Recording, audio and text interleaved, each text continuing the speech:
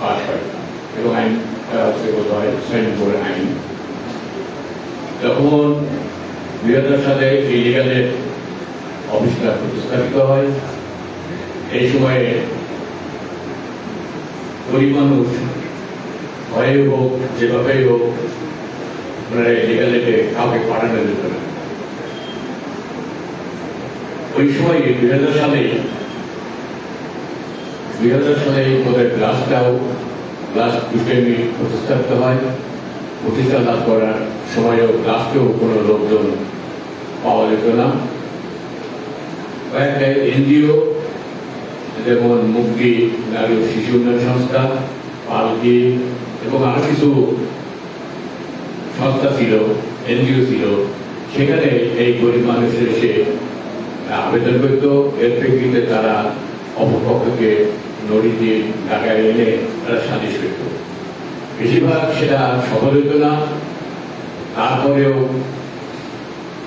তাদেরকে বলা হইল যে আপাতত লিগালের অফিস অথবা ব্লাস্টে আপনারা এই গরিব মানুষদের পাঠানো। গরিব মানুষ তাও এসে সাহস পেত না। যত ঝামেলা হতো এই ব্লাস্টের আমি এমইপি এর সাধারণ সম্পাদক ছিলাম। সাধারণ সম্পাদক থাকাকালে এই শুধু গরিব মানুষদের ব্লাস্টে পাঠানো যেত এবং কিছু ব্লাস্টে খুব চাপ ছিল।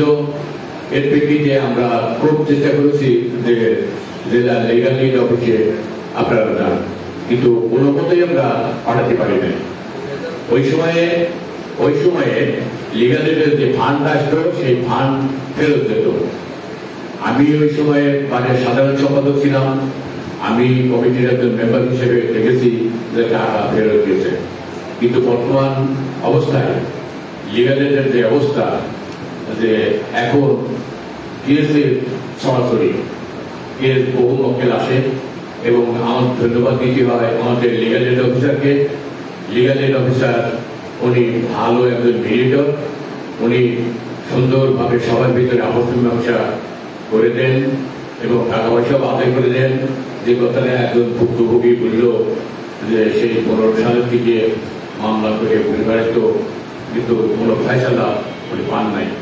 তারপরেও যে কথাটা উনি বললেন যে আমি লিগাল এইডে 15 দিনের ভিতরে আমি আমার যে সমস্যা ছিল সেই সমস্যার সমাধান করতে পেরেছি।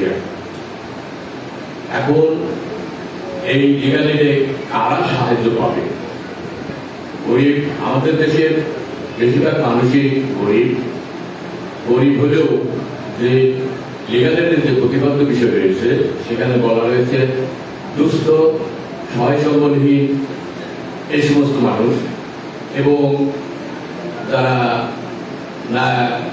মানব পাচারের শিকার নারী, শিশু, তারপরে মুক্তিযোদ্ধা, যারা যে আগে ছিল এখন বোধ হয় মুক্তিযোদ্ধা ভাতা পাচ্ছে কিনা জানি,